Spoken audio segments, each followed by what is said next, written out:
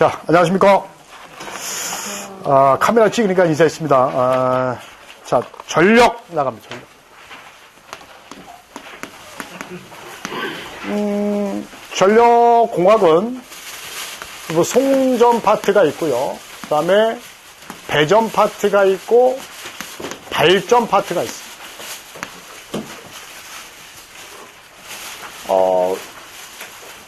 전력이 뭐죠, 전력이? 자, 1. 우리 물리에서 1이라고 그래요. 1. 1이라고 합니다. 우리 1을 갖다가 물리에서 2라고 하지만 전기 쪽에서 뭐라 한다고요? 따라서 전력. 따라서 전력. 그러니까 전력은 뭐냐면 에너지. 우리 1을 어떻게 배웠죠? 1을 어떻게 배웠어요? 1. 물리에서. 어떤 힘을, 어떤 무게를 30m까지 이동을 시켜야 되죠. 많이 이해가세요? 그러니까 무게를 30kg 들었을 때는 1이 아니죠. 30m라는 놈을 30kg짜리 무게를 들어서 내가 15m 이동을 했죠. 이동 거리를 곱해 1이죠. 똑같은 거예요. 전기도 뭐냐면 전압을 생산해서 뭘 생산해서? 전압을 만들어서 전류를 수용과까지 공급을 해주는 거야. 그걸 우리 따라서 전력이다. 따라서 전력. 그럼 전력이라는 건 에너지인데 결국 전력을 가지고 있는 요소가 뭐냐면 전압이 있는 게 있고 전류라는 게 있다. 그러니까 전압은 따라서 볼트라고 하고요. 그죠? 볼테이지. 그래서 우리가 단위를 보통 이제 볼트 쓰고 전류의 단위를 뭐 쓰죠? 암페어라고 하죠. 암페어. 전압은 볼테이지라고 하고 전류는 뭐라 하죠? 따라서 커런트. 우리가 암페어라고 하는데 암페어는 아니고요. 사람 이름이고 원래 커런트라고 하죠. 그러면 전압이고 뭐 전류가 뭐냐? 이렇게 생각해 볼게요. 여러분들 봐봐요. 소방호수 아시죠? 소방호수에서 펌프가 돌아서 물을 보내잖아요. 그죠? 그럼 물을 멀리 보내려면 수압이 약해야 돼요? 세야 돼요? 세야 되죠? 수압이 세야 물이 멀리 가잖아. 그 물을 우리 받아서 쓰는 거죠. 그 물을 쓰는 데를 우리 따라서 수용가라고 그래요. 수용가. 그럼 무슨 얘기냐면 전압이라는 것은 물의 수압하고 똑같은 거예요. 뭐가 똑같다? 수압하고 똑같아서 보내주는 힘을 우리가 뭐 일종의 압력이라고 하죠. 그 힘을 우리 뭐란다? 전압이라 하는 거고. 그러면 전압에서 뭘 보내죠? 에너지를 보내죠. 그 에너지를 끌고 오는 게 우리 뭐란다? 따라서 전류고 이 전류가 도착해서 쓰는 것을 우린 받을 쓰자 쓸 용자 써서 집가해서 전기를 쓰는 것을 수용가다라고 하고 또 다른 말로 뭐냐면 부하다라고 하죠. 그죠? 제 말 이해가시죠? 그래서 우리 집에 에너지가 도착을 해서 그걸 쓰는 겁니다. 근데 하나 물어볼게요. 화력발전소에서 충남태양 화력발전소에서 인천까지 와야 돼. 거리가 짧아요? 길어요? 길죠? 그럼 그만큼 수압이 세야 돼? 안 세야 돼? 세야죠. 아니 펌프가 만약에 저기 인천 화력발전소가 아니라 태안 화력에 있는데 그럼 인천까지 오려면 150km인데 당연히 펌프 압력이 세야 되죠. 그러니까 많은 전력을 보내려면 그만큼 압이 세야 돼? 안 세야 돼? 세야 된다는 거죠. 그래서 우리 한전에서도 많은 전류를 보내기 위해서 에너지 보내기 위해서 전압을 쓸 수밖에 없다라고 해서 이제 전압이 765 그다음에 345 그다음에 154라는 전압을 올려서 수용가에 전력을 공급하고 있다라고 하는 거예요. 그래서 왜 전압이 높냐라고 하죠. 아니 왜 전압이 높지? 그 말은 뭘 보내기 위한 거? 에너지를 멀리 보내기 위해서. 그 에너지 우리 뭐란다? 짭시다 전류. 그러니까 전류라는 것을 멀리 보내기 위해서 전압이 높을 수밖에 없다. 그러면 여러분 생각해봐요. 우리가 전기 같은 경우에는 그 근처만 가도 감전된다고 들어봤죠. 실제 감전돼요. 그 근처만 가도 감전되기 때문에 당연히 나무라든가 도로라든가 사람하고 이격거리를 크게 해야 되죠. 그러니까 당연히 지지물을 어떻게 해야 돼요? 지지물이 큰 거 돼야 되겠죠. 그래서 뭐냐면 철탑을 설치하죠. 뭘 설치한다? 철탑을 설치합니다. 그러면 철탑이 지나가면 전압이 이렇게 154, 345, 765가 있구나. 이유는 어떠한 전압이 높다 보니까 도로라든가 나무라든가 이격거리를 크게 해서 지지물 큰 거 설치한다. 자, 그런 다음에 인천까지 다 왔어요. 인천까지 왔어. 그럼 이 전기를 쪼개야 되죠. 나눠야 될 거 아니야. 부평구, 괴산구 쪼개야 돼. 그래서 이 배자가 나눌 배자입니다. 22,900으로 이용해서 전압을 쪼갭니다. 나눈다는 거예요. 그래서 요거는 전압이 생각보다 그렇게 크지 않기 때문에 지지물을 좀 작은 거 써도 돼. 그래서 전주를 사용하죠. 전주. 전기 전자 기둥 주자죠. 그래서 기둥을 세워서 전기가 끌고 온다라고 하는 겁니다. 그래서 배전이 지나간다 그러면 얼마라고요? 22,900. 그럼 22,900은 들어오죠. 어디 들어오죠? 일반 아파트라든가, 맞아요? 일반 빌딩이라든가. 그러니까 이런 데를 우리는 특고압 수용과다라고 하죠. 근데 우리 집은 단독주택 이런 데는 어때요? 전기실이 없잖아요. 그래서 이런 데는 얼마가 들어오죠? 변압기 등을 통해서 220V가 들어오죠. 이런 것을 이제 저압 수용과다라고 하잖아요. 그래서 집에 이렇게 단가를 보면 저압 수용과 이렇게 써있죠. 한 달에 명세표 보면 저압 수용과 특급 수용과 써있잖아요. 근데 가정집은 다 이거죠. 그러니까 거기 말대로 거기에 대한 요금을 내는 거죠. 그래서 이런 식으로 구성되어 있다라고 합니다. 그러면 전기에서 뭘 배우는 거냐면 전력에서는 전기를 생산해서 보내고 쪼갠 것까지를 우리 뭐라 한다? 전력이다라고 하는 거예요. 그럼 거기에 나타나는 여러 가지 현상. 여러분들 버스가 지나가면 56번 지나가네 이게 아니라 버스가 지나가면 먼지도 생길 거고 여러 가지 CO2 나올 거고 타이어가 나오겠죠. 여러 가지 성분을 찾는 거예요. 여기서도 뭐냐면 송전, 배전 이런 쪽을 보니까 우리가 모르는 여러 가지 현상이 나타나는데 그런 현상을 어떻게 되는지 그 다음에 전기를 공급하면 어떤 영향을 주는지 그걸 찾는 걸 우리 뭐라 한다? 송전이다라고 하는 겁니다. 송전, 배전. 그걸 우리는 전력이다라고 하는 거죠. 자, 발전이라는 것은 별별 없죠. 전력을 뭐예요? 생산하는 거죠. 전력을 생산하는 겁니다. 그래서 여러분들 원자력, 요즘 말 많죠? 원자력, 화력, 수력, 이렇게 많습니다. 이런 거, 요즘에 태양광 많이 나오죠? 태양광, 풍력 이렇게 나옵니다. 이런 것은 이제 발전 쪽이다라고 하는 겁니다. 전기를 생산하는 거죠. 그래서 전기를 생산해서 전기를 보내고 전기를 쪼개는 거죠. 자, 호따. 쪼개는 겁니다. 이런 것을 얘기한다라고 하는 거죠. 자, 그러면 이번 시간에 이제 송전공학 파트 1에서 3페이지 보겠습니다. 3페이지.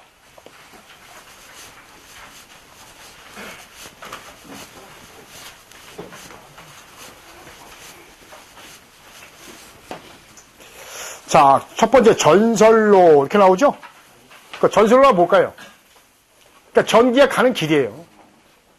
만약에 땅 위로 간다 그러면 따뜻한 가공전설로. 따뜻한 가공전설로. 그러니까 땅 위로 오면 가공전설로고요. 땅 속으로 오면 지중전설로입니다.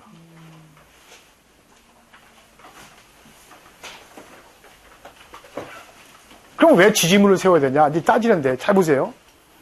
여러분들 땅에는 전류가 흐를까요? 안 흐를까요? 잘 찍으세요. 둘 중에 하나니까. 땅에는 전류가 흐른다 안 흐른다? 하나 둘 셋. 땅에는 전류가 흐른다 안 흐른다? 흐릅니다. 땅하고 연결된 거 다 땅으로 보는 거예요. 자, 땅에다가 전보산대 박았어. 그 전보산대도 땅이죠. 따라서 전보산대도 흐릅니다. 자, 그러면 하나 물어볼게요. 공기 상태에서는 전류가 흐른다, 흐른다, 안 흐른다? 공기 상태.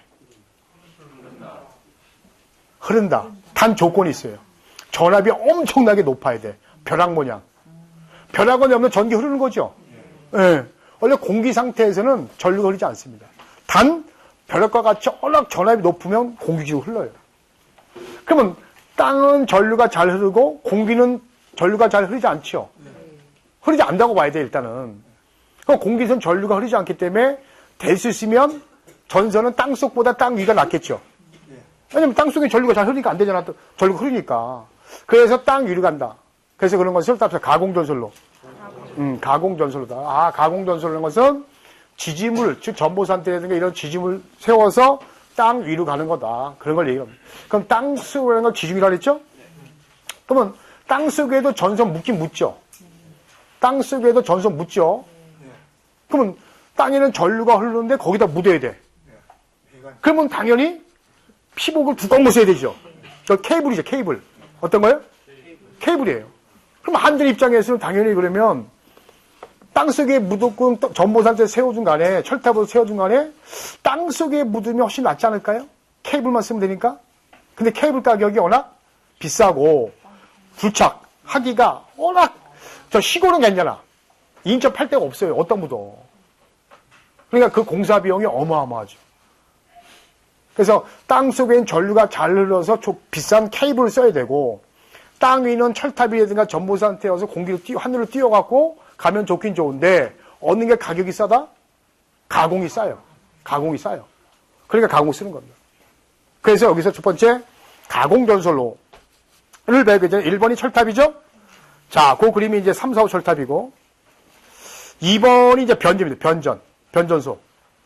그래서 이제 3, 4, 5를 받아서 전압을 뚝 떨어뜨리죠. 그리고 3번이 뭐죠? 여기 이제 배전이죠. 전보산 때니까. 아, 그러면 송전에서 전기를 받아서 배전으로 전압을 다운시킨다. 이렇게 보시면 되죠. 그러면 아까 송전의 전압은 뭐다? 765, 345, 154. 배전은 뭐다? 22,900이다. 근데 이게 말이 돼야 돼요. 하다 보면 이런 건 나중에 이제 자꾸 하다 보면 이제 자기 말이 됩니다. 지금 전기 처음 하신 분들 있죠? 살짝 손 들어봐요. 난 전기 처음이다, 오늘. 태어나서 처음이다. 뭘 처음이에요. 중학교 때 배웠지. 거기서 물리 안 배웠어요? 물리 안에 전기 있잖아요. 그건 뭐 중학교 시절이고. 그러면 용어가 낯설죠. 제가 만약에 여기다가 부동산 학과 가서 내가 수업을 들으면 내가 알아들을 것 같아요? 못 알아들어요. 임대사업이 뭐 어쩌고 소송법이 못 알아듣습니다. 저도 마찬가지예요. 여러분들도 아마 이거를 자꾸 반복해 들어야 돼요. 어차피 동영상 다음 주부터 내일 모레부터 이게 저희가 이제 신청을 받을 건데 따로 발표를 받을 겁니다. 그러면 자꾸 틀어오세요. 자꾸 틀어놔서 자꾸 여러분들 반복해 들으시고 계속 괜찮습니다. 틀어오세요. 주무실 때도 그냥 그거 틀어놓고 주무세요. 괜찮아요. 일요일날 아침에, 토요일날 아침 뭐 씻어. 아침 출근할 때 씻어. 그냥 틀어놓으세요. 식사할 때 틀어놓으세요. 운전할 때 보면 위험하니까 틀어놓으시고 그냥 들으면서 오세요. 운전할 때도. 집에 가실 때도 그렇고. 계속 듣다 보면 이게 느낌이 용어가 낯설지 않다니까요. 그러니까 여러분들 아침에는 지금 용어가 낯설단 말이에요. 그러니까 반복해서 계속 들어야 된다. 넘어갑니다. 첫 번째 저항이라는 게 있습니다.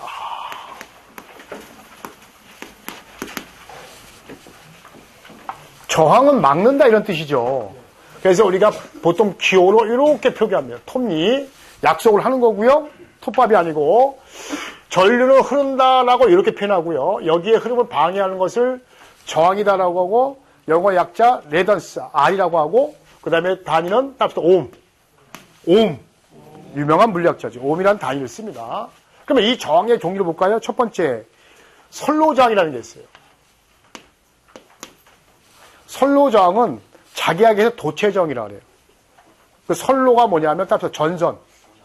네, 그래서 이거는 우리가 전기저항이다 또는 도체저항이라고 해요. 이렇게 얘기합니다. 여기 도체저항은 전력이 나오진 않는데 보통 이제 회로나 이쪽에 나오는데 R은 고유장의 A의 L 이렇게 되어 있거든요. 외우지 마세요. 그러면 전선이 이렇게 있으면 여기 전류가 흐를 때 여기 저항이 있을 거 아니에요. 그죠? 그럼 이 저항값을 작게 따라서 고유장입니다. 따라서 고유저항. 따라서 고유저항. 고유저항이라는 건 뭐냐면 어떤 금속마다 가지고 있는 저항을 고유저항이라고 해요. 그럼 얘가 작아야 되죠. 그럼 고유저항이 커야 돼, 작아야 돼? 얘가 작으려면 얘 커야 돼, 작아야 돼? 반비례니까. 얘 비례니까. 작아야 되죠. 맞아요? 그럼 고유저항이 작으려면 저항이 없는 걸 써야 돼요. 그럼 저항이 없는 금속이 뭐죠? 금이에요. 두 번째가 은. 세 번째가 동이에요. 근데 금은 은 비싸잖아요. 그럼 뭐 쓰는 거예요? 동을 쓰는 거예요. 동이 구리 아니에요. 그래서 구리 쓰는 이유는 고유저항이 제일 작기 때문에 금을 쓰면 어때요? 금. 철탑에다가. 네. 말이 안 돼. 경제성이 안 맞잖아요. 그죠? 네. 그 다음에 그러니까 그 동을 쓰는 거고 길이를 작게 해야 됩니다. 솔로 길이를 작게 해야 돼. 그러면 우리 지붕에다가 발전소 지어야 돼요. 대책이 없죠? 단면적을 크게 해야 되죠. 그죠? 지금 전속 부은 거 있어야 돼요. 경제성을 따져야 되겠죠. 아, 그러면 여기서 선로저항은 전기저항인데 나중에 배우겠지만 이 전기저항은 커야 돼요? 작아야 돼요? 작아야 전류가 잘 흐르죠. 그 뜻입니다. 자, 두 번째 절연저항이 나왔습니다. 무슨 저항이요? 절연저항이 나오고 세 번째 접지저항이 나옵니다. 어우, 되게 중요한 겁니다. 왜냐하면 이거는 나중에 설비 시간에 유명한 교수님이 오세요. 저예요. 근데 이 절연저항은 접지저항과 상당히 중요합니다. 근데 일단은 저항이 많이 나오니까 이 절연저항은 뭐냐 하면 이런 거예요. 도체에다가 이렇게 절연물을 씌워요. 이 절연물이죠? 이걸 이제 물리에서는 부도체라고 하죠. 무슨 체? 그러면 부도체라는 것은 뭐냐면 전류가 나오지 못하게 막은 거예요. 그죠? 그러면 이것도 막는 거기 때문에 저항이죠? 그럼 이 부도체의 저항은 커야 돼, 작아야 돼? 커야 전류가 안 셀 거 아니에요. 그죠? 근데 만약에 전류가 세면 땁시다. 누설 전류. 그래서 전류 I는 ohm의 법칙에서 R분의 V니까 절연체가 가지고 있는 저항을 땁시다. 절연저항. 절연체가 가지고 있는 절연체가 아까 뭐라 그랬어? 부도체라 그랬죠? 그럼 이 절연체가 가진 저항이 절연저항이기 때문에 절연장이 허벌나게 크면, 그죠? 무한대면 당연히 이 전류는 어떻게 돼? 반비례하니까? 무한대 반대는 얼마예요? 0이잖아요. 그럼 이 전류가 무슨 전류야? 누설 전류죠. 그럼 결론적으로 얘기해서 절연이 좋으면 전류가 샌다, 안 샌다? 안 샌다. 그래서 절연체의 저항은 커야 돼, 작아야 돼? 커야 된다. 이렇게 얘기하는 거예요. 그런데 전류가 세긴 세죠. 아, 그럼 절연장은 모르지만 전류가 새는 걸 막아주기 때문에 절연장은 클수록 좋은 거다. 이렇게 보시면 돼요. 자, 이번엔 접지저항. 접지는 뭐냐면 어떤 세탁기가 있다. 그러면 접지를 이렇게 하거든요. 그럼 접지한 이유가 뭐냐면 세탁기도 원래 만지면 감전돼야 안 돼. 안 돼요. 절연이 돼 있단 말이에요. 우리 집에 뭐 조그만 모터가 있어, 펌프가 있어. 만져도 감전 안 돼요. 왜? 절연됐기 때문에. 근데 사용하다 보면 이 절연 성리, 부식이라든가 절연 성리가 떨어져요. 그렇죠? 그러면 이제 만약에 접지했다는 얘기가 뭐죠? 센 전류가 어디로 흐르라는 얘기예요? 땅으로 흘러라 이런 얘기죠. 그죠? 그러면 이때 이 저항값이 작아야 돼, 커야 돼? 작아야만 전류가 잘 흐르겠죠. 그래서 접지저항은 뭔지 모르지만 땅에다 묻은 저항인데 작을수록 좋다라고 하는 거죠. 자, 그 다음에 나오는 게 뭐냐면 부하저항이에요. 접촉저항 빼고. 이 부하저항이 은근히 어려웁니다. 왜 그러냐면 잠깐 볼게요. 여기 변압기가 저 바깥에 있어. 트랜스가 있고 우리 집에 들어와서 스위치를 거쳐서 우리 집에 이렇게 전력을 쓴단 말이에요. 그래서 뭐 얘가 220V고 얘가 0V란 말이에요. 그럼 스위치를 이렇게 닫죠. 스위치를 온합니다. 온하면 우리가 얘기하는 전압이 공급이 돼요. 압력이 가해지면 뭐가 흐르죠? 전류가 흐르는 거예요. 그러니까 전압은 흐르는 게 아니에요. 전압은 일종의 압이에요. 압을 인가하면 그때 전류가 흐르죠. 그럼 전류 에너지가 와서 이 부하측에 와서 이 전기를 쓰는 거죠. 이 썼을 때 우리가 저항이 만들어지는데 이때 이 저항을 땁시다. 부하저항. 부하저항이라고 합니다. 그 다음에 이 선에서 만들어진 저항을 무슨 저항? 아까 선로저항이고. 그 다음에 이 선, 만약에 전류가 새면 안 되니까 피복을 씌웠죠? 피복을 씌운 거 무슨 저항? 절연저항이고. 그 다음에 만약에 이 부하가 전기 쓰다가 전류가 새면 안 되지. 혹시 셀까봐 접지를 했어요. 그래서 이 저항이 무슨 저항? 접지저항이다라고 하는 거예요. 그래서 이렇게 묶을 수가 있죠. 아, 그럼 부하저항이라는 것은 내가 전기를 썼을 때, 뭘 썼을 때? 전기를 썼을 때 소비될 때 나타나는 저항을 우린 부하저항이다라고 하는 거죠. 그러니까 저항의 표현이 되게 많아요. 근데 그게 이제 정립이 안 되다 보니까 막 그렇게 되는데 하여튼 이렇게 표현. 여러분들 ohm의 법칙 들어봤죠? I는 R분의 V라고 들어봤어요. 하나 질문할게요. 그럼 이 R은 부하저항일까요? 절연저항일까요? 아니면은 뭐 접지저항일까요? ohm의 법칙에서. 잘 치고, 우리 사지선당인가요? 네. 여기 세 개 중에 하나. 삼지선당. ohm의 법칙에서는 이거죠. 이겁니다. 예, 그래서 그러니까 무슨 값을 구할 때 부하정을 얘기하는지 뭐 선로 도체정을 얘기해. 도체가 선로니까 어떤 정을 얘기하는지 잘 확인하면 됩니다. 그러니까 정은 이렇게 여러 가지 표현할 수 있다. 이렇게 얘기하고요. 자, 이제 정 얘기했고요. 두 번째 이제 전설입니다.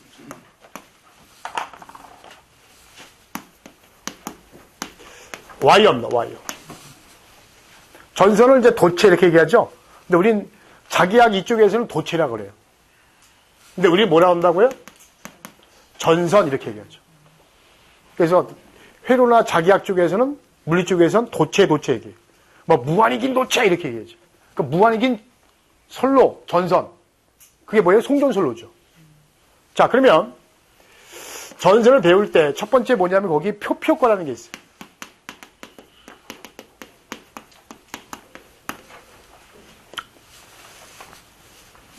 자, 전류도요, 사람하고 똑같아요.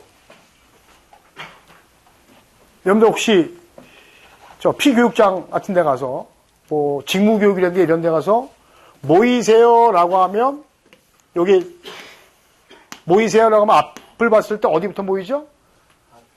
무슨 앞이에요? 사이드가 이렇게 앉죠? 가운데 안 오죠? 자, 예비군 훈련입니다. 모이세요 연병장에 여기 안 오죠? 자, 버스 타세요? 어디로 타요? 맨 뒤로 가죠? 앞에 안 앉잖아요. 물론 나이 드신 분들 앞으로 와요. 그죠? 꼭 뒤로 가요. 아니, 그러니까, 그건 연세 있으시다는 거예요. 우리 젊었을 때는 수학여행 간다. 꼭 어디 가요? 꼭 뒤로 가잖아요. 전류 똑같아요. 무슨 얘기냐면, 이렇게 도체가 있단 말이에요. 전선이 있으면, 전류가 흘러야 되는데, 이 전류도 가운데로 흐르면 좋은데, 이 새끼가 자꾸 어디로 흘러간다는 거야? 어느 쪽으로? 이쪽으로 흘러다니는 게 이쪽으로. 사람하고 똑같다니까? 그래서 바깥쪽으로 흐른다라고 해서 피가 뭐예요? 껍데기죠? 이것을 답사 표표효과. 아, 이거 들어가면 또 어려워요. 왜, 그럼 선생님, 왜 바깥쪽으로 흐르나요? 라고 질문하면, 거기 갑자기 역기전력 나오고, D팀에 D파이 이런 거 막 나오잖아. 그죠? 파이가 뭐고 막 이제 막 해야 돼, 이거 이제. 그러면 대갈백, D팀의 D파이 뭐 렌치, 빼레데이가 막 나오고 막 그래야 돼요, 이제. 우리 그러지 말고, 피가 뭐예요? 껍데기 아니야, 껍데기. 그러니까 전류가 어디로 흐른다? 바깥쪽으로 흐른다는 거죠. 그렇게 외우시면 돼요. 웬만하면 중간에 나가면 바깥쪽으로 흐르려고 노력하는 얘기네요. 노력은 하지 않고 그렇게 흘러요. 집에 가서 테스트 해보세요. 집에 가서 전선을 이렇게 90 딱 잘라요, 전선을. 아셨죠? 딱 잘라, 칼로. 그런 다음에, 우리가 젓가락으로 가운데 딱 찔러봐요. 그럼 감전돼야 안 돼요? 안 되죠? 여기 찔러야 감전돼. 전류가 여기로 오니까. 아, 중간에 한번. 해보세요. 집에 가셔서. 척 찌르면 감전 안 된다니까요. 하다가 하면 감전은 모르겠고 실험을 해보세요. 실험해보셔서 내일 모레 오시면 감전 안 되신 거고 보통 2%밖에 흐르지 않는다고 하더라고요. 옥내 배선에서는. 보통 이제 고압 특고압에서는 100% 다 바깥쪽으로 흐르고 옥내에서는 저압에서는 가운데가 2% 바깥쪽 98% 흔다라고 하는데 실험을 안 해봤습니다. 지금. 그러니까 네. 자, 표표과라는 것은 어디 쪽으로 온다? 바깥쪽. 자, 근데 거기 봐봐요. 읽어볼까요? 바깥쪽으로 전류의 밀도는 표면으로 갈수록 커지고 있다. 그래서 전류가 바깥으로 집중돼 그쪽으로 흐르는 현상인데 뭔지 모르지만 주파수가 클수록 직경이 클수록 투자율이 클수록 가만히 가 투자율이 보고 아무것도 주파수 아무것도 안 배웠는데 그냥 그러면 이렇게 보면 되겠네. 아, 표표과는 전류가 어디 있죠?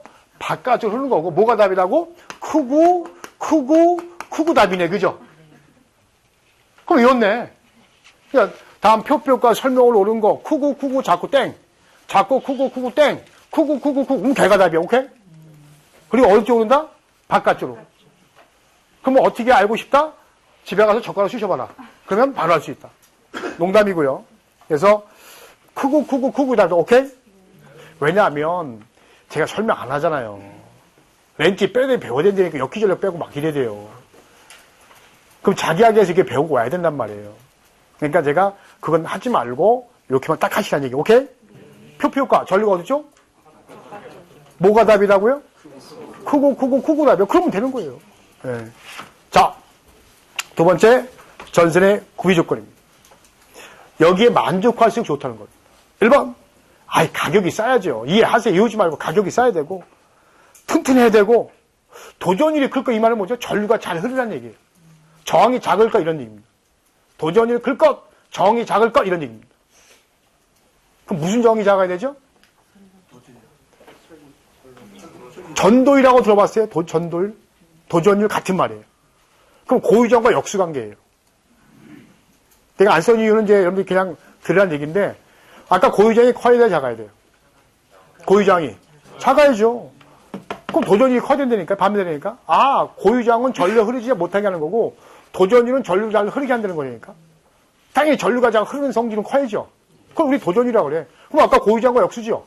아, 도전율이 클 것. 그럼 쓰면 되겠네. 고유장 커야 되고 비중이 작을 것 가벼워라. 예, 가벼워야죠. 왜냐하면 무거우면 지짐을 철탑, 전부한테 튼튼하게 지어있기 때문에 가격 비싸지죠? 가벼운 전소라.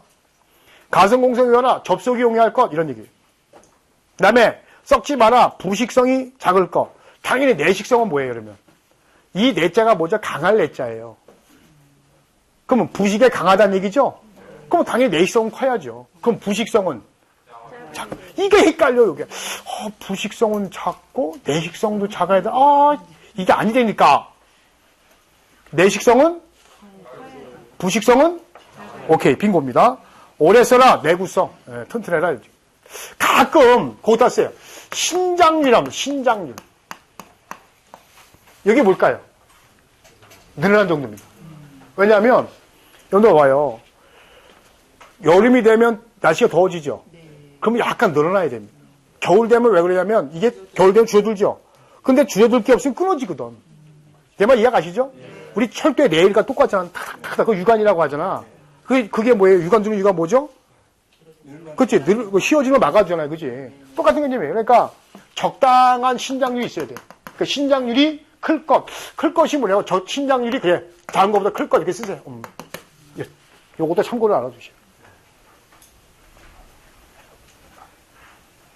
신장률이 클 것.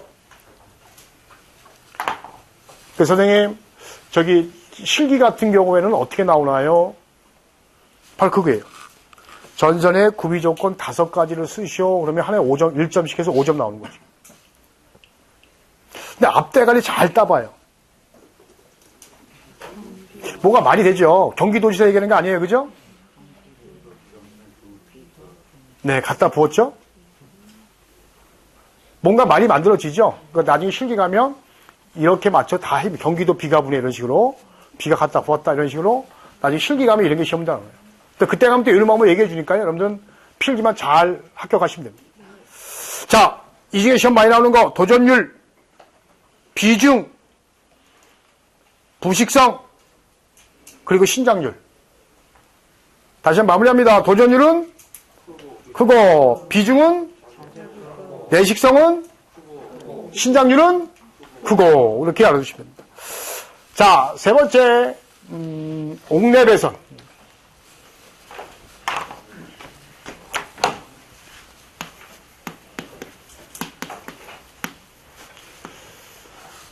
이거는 이제 설비에서 합니다. 설비에서. 설비에 나오는데요. 설비에서 제가 또 말씀드리는데, 그냥 거기 보면 허용전류, 전압강하, 기계적 강도를 고려해서 전선을 선정해야 됩니다. 일단 설비 가서 나오는 건데, 그냥 이따가 알아주셔야 돼요. 허용전류, 전압강하, 기계적 강도를 고려한다. 이 세 가지를 고려해 선정합니다. 이 중에 가장 큰 게 허용전류라 그랬죠. 이제 잠깐만 말씀드릴게요. 왜 허용전류가 가장 중요한지. 수도 파이프가 이렇게 있어요. 수도 파이프가 있는데 얘는 손실 등을 고려 다 해서 얘가 파이프가 막 16미터짜리 파이프인데 1초당 일러서 10리터를 보내더라. 초당 10리터를 보내는 파이프예요. 근데 여기에다가 15리터 보내면 어떻게 되죠?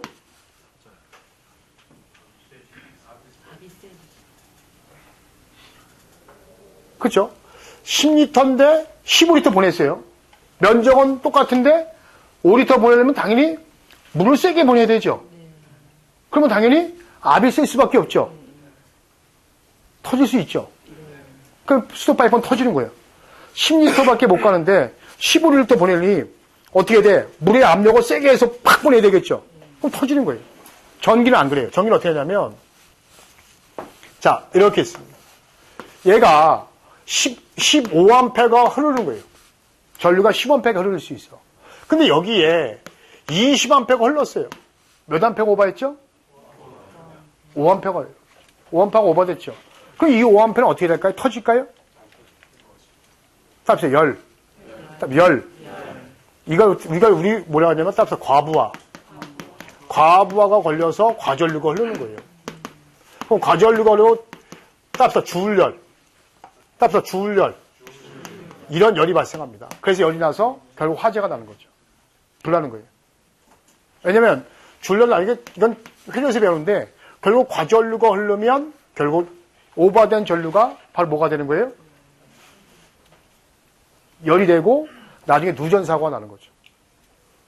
그렇다고 15A인데 20A로 바로 사화재 나는 건 아니지만 이제 허용줄 이상의 전류가 흐르면 뜨겁죠. 뜨거워지면 전선 피복이 어떻게 돼요? 말랑말랑해지죠. 다 식고 식어지고 말랑말랑. 그럼 나중에 경화현상이 납니다. 경화현상이 어떻게 된다는 얘기? 딱딱해진다는 얘기죠? 그럼 거기에 금이 가요. 금이 쫙 가면 그쪽으로 뭐가 새는 거야? 전류가 새는 거죠. 그 누전되면 어디서 분이 나는 거죠. 그래서 과전류 걸리면 안 된다. 그래서 허용전류가 중요한 거예요.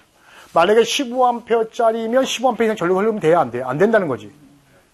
제 말 이해하세요? 네. 너무 싼 것만 고려하면 안 된다는 거지. 여러분들 이런 경우가 있어요. 에어컨을 샀는데 좀 큰 거 샀어. 근데 한 10분 돌리면 그때 다시 똑똑 한 번씩 떨어져. 차단기가. 에어컨 틀어? 어우 시원해. 큰 거 들어갔고. 가게집인데. 근데 꼭 30분에 한 번씩 떨어진단 말이에요. 또 1시간만 떨어져요. 이유가 뭘까요?